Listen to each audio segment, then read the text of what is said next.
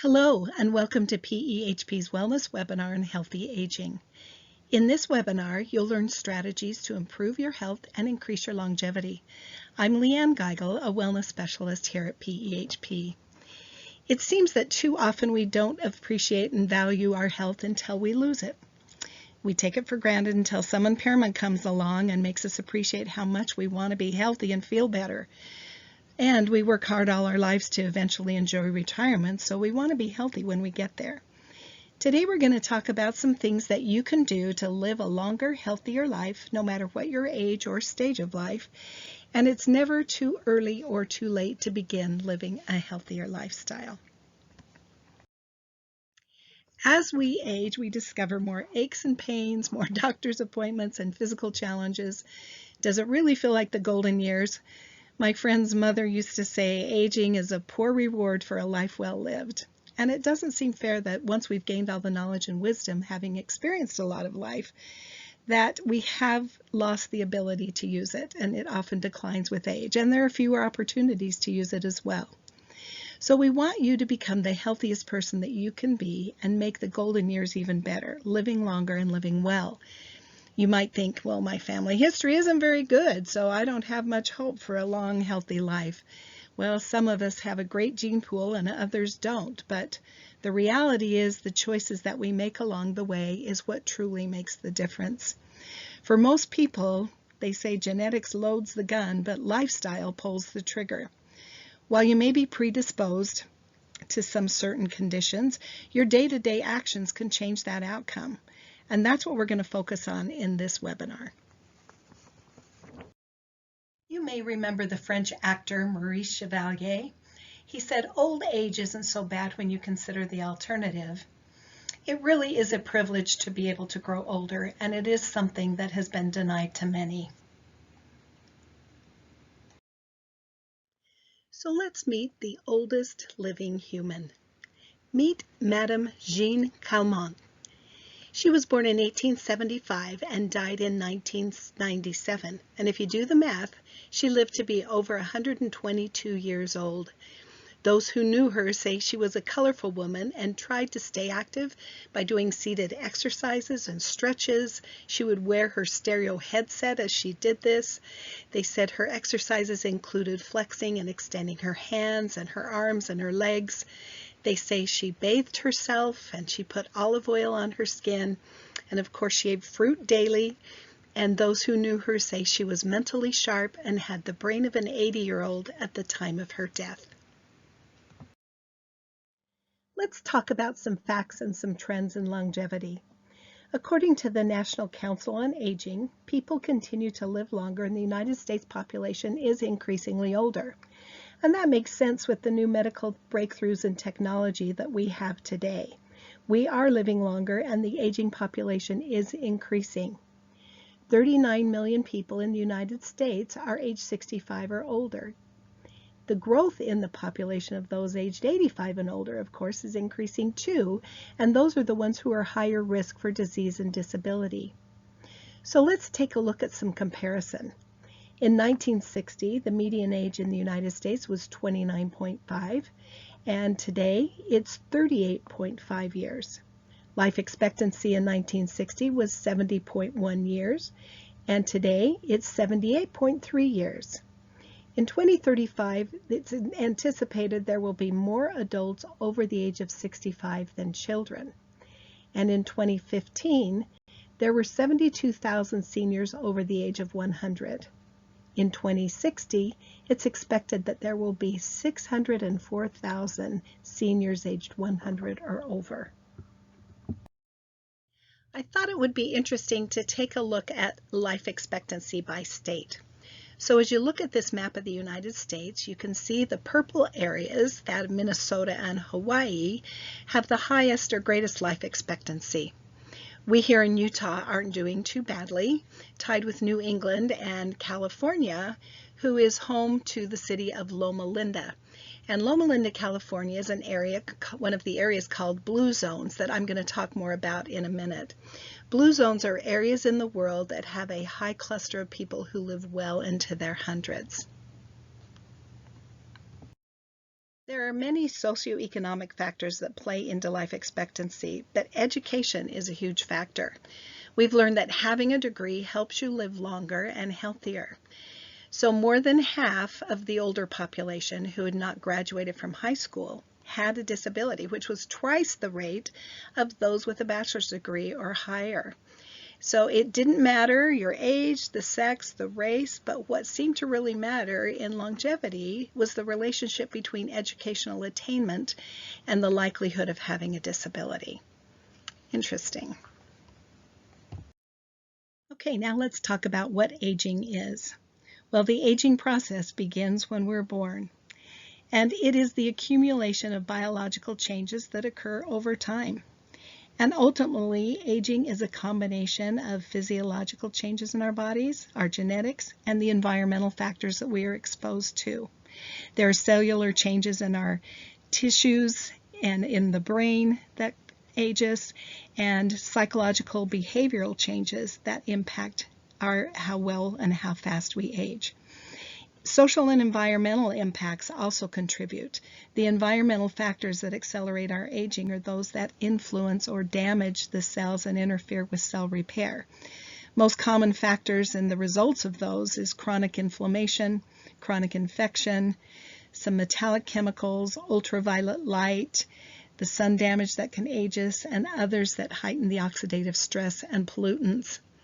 The crazy thing is people need to interact with this environment to obtain our basic needs, such as food, shelter, and to create social and cultural networks.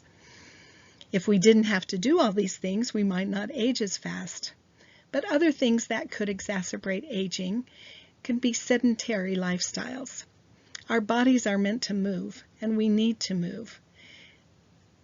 You may have heard that sitting is the new smoking. A sedentary life can also accelerate the aging process. I hate to be the one to break it to you, but there is no such thing as anti-aging. The human life cycle dictates that we are all going to age, and aging actually begins around the age of 30 and continues from there. We are all aging, and we will all eventually pass. Most people die not from aging, but from age-related illnesses. So individual lifespans are mostly increased by avoiding, delaying, or surviving the major life-shortening diseases. And then many of these diseases are caused by lifestyle behaviors and choices. So our goal here is to delay and survive those life-shortening diseases. On this slide, we see the most common and costly life-shortening diseases: heart disease, stroke, cancer, diabetes, and hypertension. These diseases cause 2/3 of deaths each year. 92% of seniors have at least one chronic disease, and 77% have at least two. Hypertension is the most common chronic medical condition in older people. As we age, our blood vessels become less pliable and elastic, and more than 50% of people aged 65 years or older have some hypertension. And nearly 40% of people aged 65 and older have at least one disability. The most common disability is arthritis that affects 15.7 million people. 2/3 of those with arthritis say they have difficulty walking or climbing. So the primary components to successful aging are the absence of disease and disability, lack of predisposing factors toward disease, maintenance of physical and cognitive function, and involvement in social activities and productive pursuits. I mentioned earlier in the presentation about the blue zones, so let's talk about that now. So back in 2004, this author, Dan Buettner, partnered with the National Geographic and the National Institute on Aging and identified regions in the world where people live the longest. Then they brought in a team who methodically went through these lifestyles and exactly what these people were doing to live so much longer and so much better. So he wrote about the lessons he gained from all this research in his book, Blue Zones. And he has since published additional books to follow up with the original Blue Zones, as you can see on this slide. So According to Buettner, he says science tells us that the capacity of the human body is actually about 90 years old. And he says that we are, and where our life expectancy in the United States is about 78, he says we're leaving 12 good years on the table. So these are years, he says, with small changes that we could get back, and the research shows us that they could be largely free of the chronic diseases of heart disease, cancer, and diabetes. So some of Dan Buettner's presentations about blue zones can be seen on TED Talks and on YouTube, and it's interesting to hear him tell personally the stories of the people he met that were well into their hundreds. So yeah, take a minute and go Google Blue Zones or TED Talk on Dan Buettner. It's very interesting to hear him talk about that. So where are the blue zones and what are their secrets? Here are the areas of the world where there are clusters of centenarians and the areas known as the blue zones. They are Loma Linda, California, Nicoya, Costa Rica, Sardinia, Italy, Ikaria, Greece, and Okinawa, Japan. In these regions, they share a lifestyle of habits that compromise the formula for successful aging. They choose to lead a certain lifestyle that leads to a longer and healthier existence. We could spend a lot more time talking about what that is, but I briefly cover it in the next slide. But again, do some research on the internet and learn more about the blue zones. And learning something is also good mental exercise. In our menu of archived webinars on the PEHP website, there is a webinar that is about the blue zones that goes into specific details in each of these areas. So go online and check it out. So generally speaking, here are the secrets of the blue zones. They have healthy environments. They get regular physical activity. They move naturally. They walk where they need to go, and they garden. They have good eating habits, mostly plant-based and beans. They know how to lower and manage their stress. They have positive outlooks and attitudes. They get regular, adequate sleep, and they have ongoing and meaningful relationships that are often multi-generational. So these are the common threads that can be found in the blue zones. So as we can see from the blue zones, the formula for successful aging isn't rocket science. It's simple, yet it's difficult all at the same time. There's no magic bullet, no surgery, it's lifestyle. You need to exercise your body with physical activity, stimulate your mind, manage your stress, eat right so you can enjoy yourself as you live better and live longer.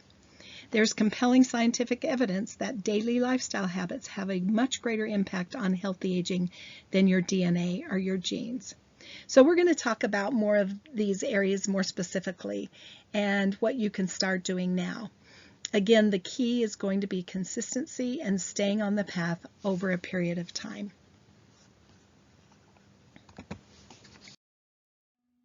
The first area that we're going to talk about is physical activity. As an older adult, regular physical activity is one of the most important things that you can do for your health. It can prevent many of the health problems that come with age, and it also helps your muscles grow stronger so that you can keep doing your day-to-day activities without becoming dependent on others. So if you're 65 years of age or older, are generally fit and have no limiting health conditions, you can follow the American Heart Association recommendations, which is 150 minutes of aerobic activity each week. And again, aerobic activity is anything that gets your heart beating faster. So break it up over the whole week and into 30-minute a day increments. That works best. Even 20 minutes a day of brisk walking, research has shown, will lower your risk of Alzheimer's disease. And workouts will also boost the endorphins which stabilize your mood. That's the feel-good hormone. And physical activity produces proteins that can get your brain cells to sprout branches so they can communicate more effectively. So if you exercise, your brain gets healthier and bigger, and a bigger brain is a healthier brain.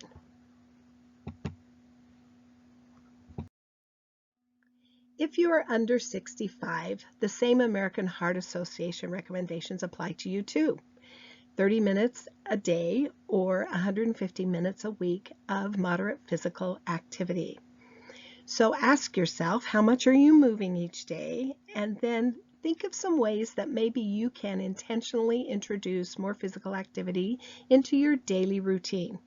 For example, maybe you can take the stairs instead of the elevator, or try parking further away from the entrance of a door or a store so that you can intentionally get more steps in. If you have an errand to run, it's not very far away, maybe take the bike instead of driving a car. But think of ways to be more physically active each day. The more we remain sedentary, the more difficult it is to move. So do something, some kind of movement each day. Some of you may remember Dr. Kenneth Cooper, who was also known as the father of aerobics, speaking of aerobic exercise. So he was a medical doctor, a master's in public health, a former Air Force colonel from Oklahoma, and he pioneered the benefits of doing aerobic exercise and maintaining and improving health. In the 1960s, he coined the word aerobics. So the verb of aerobic existed, meaning to live with oxygen or air, but Dr. Cooper added the S, and in an instant he created the noun aerobics, and he's dedicated his 64-year medical career to investigating the links between cardiorespiratory fitness, good health, and longevity. He's helped millions improve the quality and quantity of their lives, and he's been credited with motivating more people to exercise in the pursuit of good health than any other person. He celebrated his 90th birthday in March of this year. So he wrote this book that's been printed in many different languages and even Braille, but he introduced that new concept of working out and doing aerobics, which wasn't around until the 60s. So Dr. Cooper has researched the top 5 exercises that give the maximum aerobic benefit. They are cross-country skiing, because you're using both upper and lower body as you are in swimming, running or jogging, outdoor cycling, and walking. So if you're not currently active or exercising, what do you enjoy doing? Find something that's fun and easy, something that you enjoy, and you're going to be more successful and stick to it long term. Our bodies, again, are meant to move. So start today and think of something you can do, even just for a few minutes, to get started. Small changes can make a difference. In addition to aerobic activity, aging adults should incorporate muscle strengthening activity as well. It's anything that makes your muscles work harder than usual. Resistance type training or strength training should be done at least twice a week.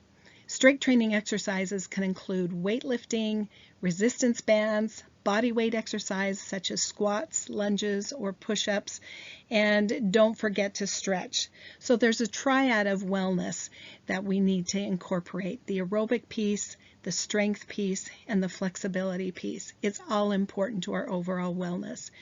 So there's also evidence that strengthening our leg muscles can decrease the risk of dementia. So don't forget strength training and flexibility too. And Dr. Cooper says, age fast, age slow. It's up to you. The next area that we're going to talk about is our brain health, or mental exercise to achieve brain health. So it's important to protect our healthy brain and keep it as alert as possible. Many think that brain health is just memory, which is important, but it also defines who we are, and it involves mental functions like being able to think and reason and to keep a steady mood. And if we have a healthy brain, we can make the right decision about lifestyle strategies so we can maintain our overall health. We can stimulate our minds by playing games or puzzles, socializing, doing things that are new and interesting. And another aspect that's important with our brain health is our attitude. How is yours? How are you feeling about aging? How's your outlook? Are you a glass half empty kind of person or a glass half full? Is it partly cloudy or mostly sunny? It turns out that a negative attitude also begets negative outcomes. And the opposite is true too, that having a positive outlook can result in positive outcomes. Also, an important aspect is gratitude. Finding things to be grateful for can have positive emotional outcomes, including less depression. Interestingly, the more gratitude you have, the more you find you have to be grateful for. These days, we need to rely on technology more than ever, whether it's using devices to FaceTime our family or friends, or to book a trip, or to purchase something. So does technology hinder or help our brain health? Well, actually both. That when the devices distract us, it does have an impairment on our memory. But if we intentionally choose to be on the computer or be doing research, then it actually benefits.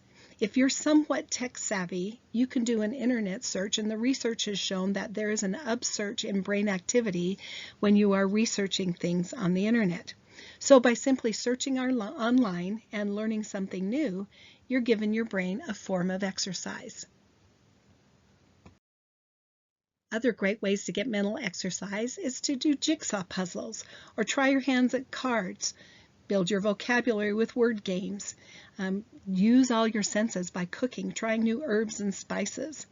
Learn a new skill like painting, or learn an instrument. Learn to play music or listen to music. Take a new route when you're walking or driving. Meditate. Learn a new language. Take up Tai Chi. Importantly, focusing on another person or service is also good for your brain. So in summary, focusing on brain health is one of the best things that you can do to improve your concentration, your focus, your memory, and mental agility, no matter what age you are. There are a couple of resources that I want to mention. The UCLA Longevity Center has a website that has brain exercises and something called the Brain Boot Camp. You might want to check that out. And also AARP has a Staying Sharp program. They have science-based exercises and have programs that can help actually track your brain health. So you might want to check those out. The third area that we're going to talk about is stress management. Stress is the enemy to healthy aging. Chronic stress can shrink the memory centers of the brain. And cortisol, the hormone that is released during stress, when it's increased, affects our memory and contributes to brain impairment. Things like Tai Chi, meditation, yoga, and other relaxing methods can reverse this process. These activities can improve your mood and improve your memory as well.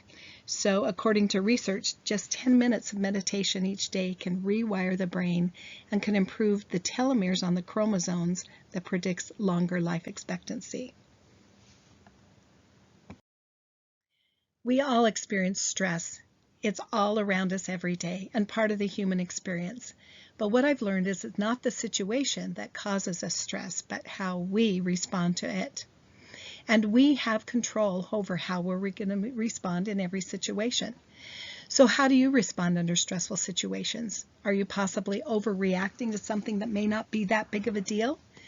Think about that next time and recognize that your response, and if it's a stressful response and an unhealthy response, can be impacting your health. So your problem isn't your problem, your reaction is the problem. Another way to reduce stress is to spend time with friends.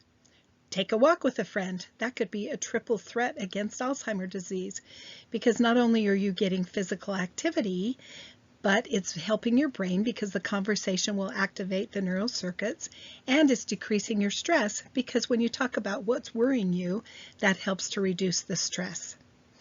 Another important aspect to help you be able to cope more with stress is getting a good night's sleep. So how are you sleeping? Usually sleep becomes a little more of a challenge as we get older, but there's so many important things that happen during the sleep cycle. Our memories are stored, our wounds are healed, our muscles regenerate, and how and when and how much sleep we get really does matter and to keep us healthier. So if you're having difficulty sleeping, I'm going to give you a challenge for your brain. Google or research sleep hygiene through the National Sleep Foundation and learn some new ways to help you get a better night's sleep. How much are you socializing? Face-to-face interactions matter. True two-way communication matters, and especially matters to our long-term health and well-being. Spending time with friends is good for our health. Relationships can be the key to a happier and healthier life. And according to the Harvard study of adult development, people with the best health outcomes were people who leaned into relationships, made an effort to have them, with family and with friends and in the community. And we learned with the blue zones that having relationships is one of the keys to the longevity.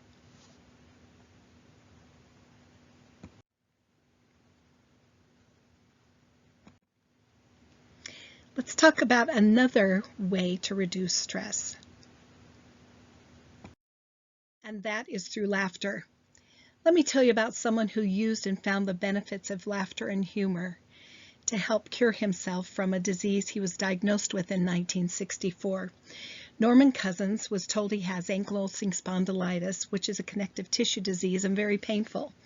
He was given 6 months to live. So he did some research for the Saturday Evening Review, where he was an editor, and he surmised that if negative stress causes disease and affects our immune system, could positive emotions improve our health? And so he checked himself out of a hospital, and he listened to humorous stories and played old videos from Marx Brothers and Three Stooges and Laurel and Hardy. And he found that laughter relieved his pain and it helped him sleep. He said it was like laughter was an internal jog. In 1989, the Journal of the American Medical Association did conclude that laughter therapy can help improve the quality of life for patients with chronic illnesses. So if you have a chronic illness or you know someone who does, pull out the old videos and watch some comedies. The good old things like Carol Burnett and Harvey Korman. You can find those things on YouTube that are available at the click of a button.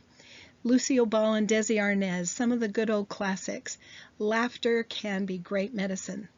At any rate, Norman Cousins cured himself from his disease and chronicled his story and his journey on how he did that through a book called The Anatomy of an Illness.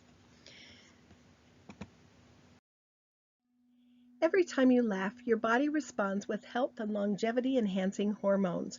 So laugh to feel young again. Laughter is anti-aging. In a review of more than 160 studies, the research showed that happy people tend to live longer and experience better health than their unhappy peers. You've heard it said that laughter is the best medicine. Well, there's a reason for that, because laughter has positive effects on our autonomic nervous system, and it's been shown to benefit the immune system by increasing protective cells that help fight infection, and it also lowers the stress hormone cortisol. It's been said that your immune system is boosted for 12 hours after watching a funny video. It's also been shown to significantly decrease pain with those with chronic pain and decrease the perception of loneliness. So if you have a family member who has chronic pain, try with the click of a button and getting on the computer and YouTube, access some of the funny videos that are there. Things like Carol Burnett and Harvey Korman, Lucille Ball and Desi Arnaz. They're easily accessible and so easy to watch these days. Take advantage of that and laugh every day. So as science continues to tease out all the ways that laughter improves our health, we can rest assured that it does work. In times of extreme stress and difficulty, humor and laughter are more important than ever.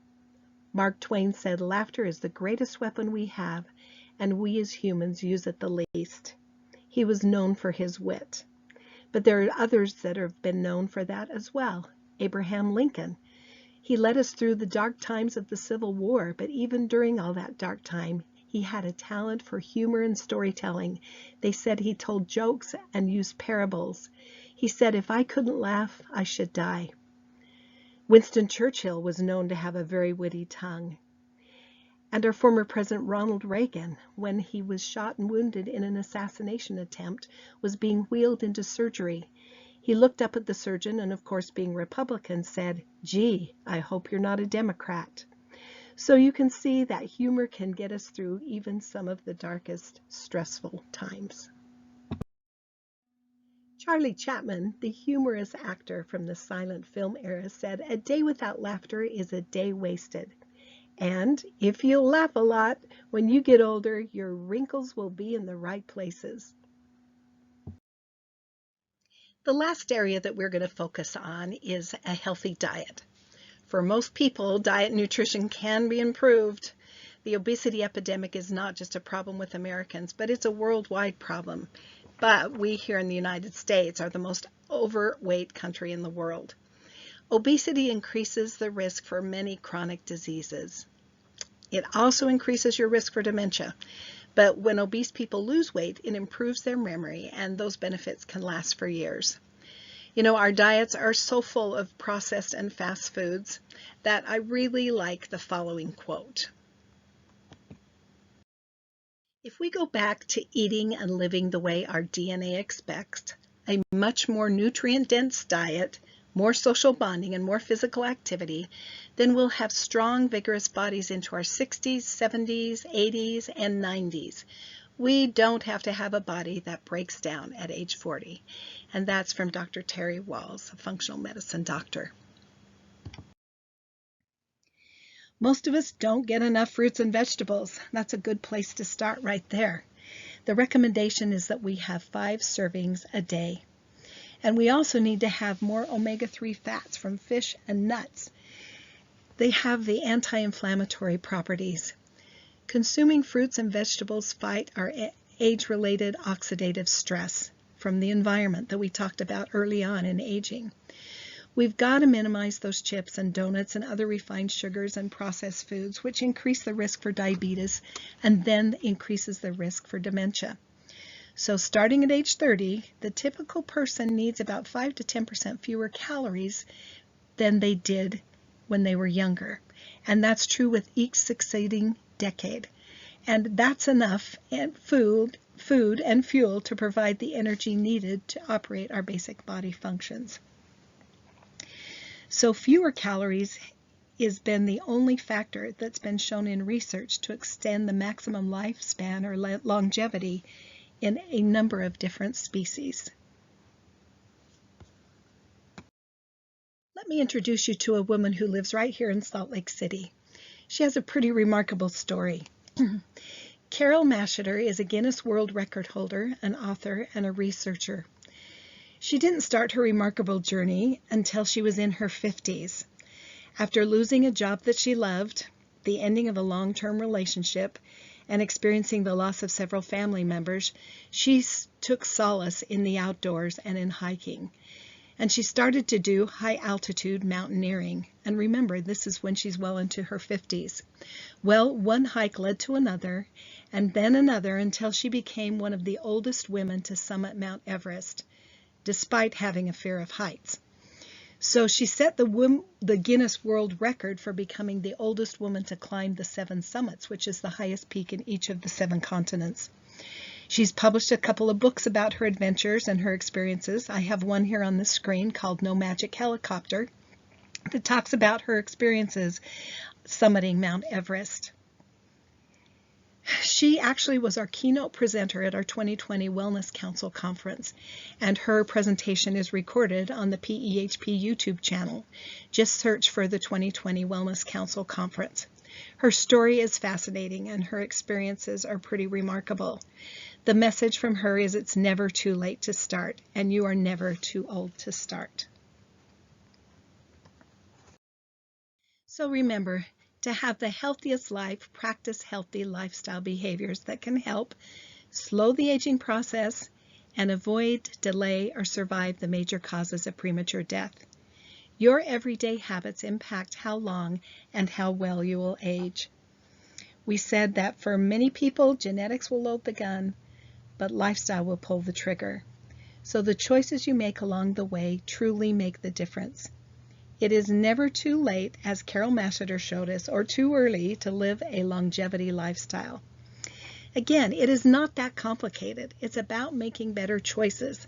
The choices that you make today, tomorrow, and every day thereafter will ultimately what will determine your long-term health and wellness. As we age, the choices we make become all the more important.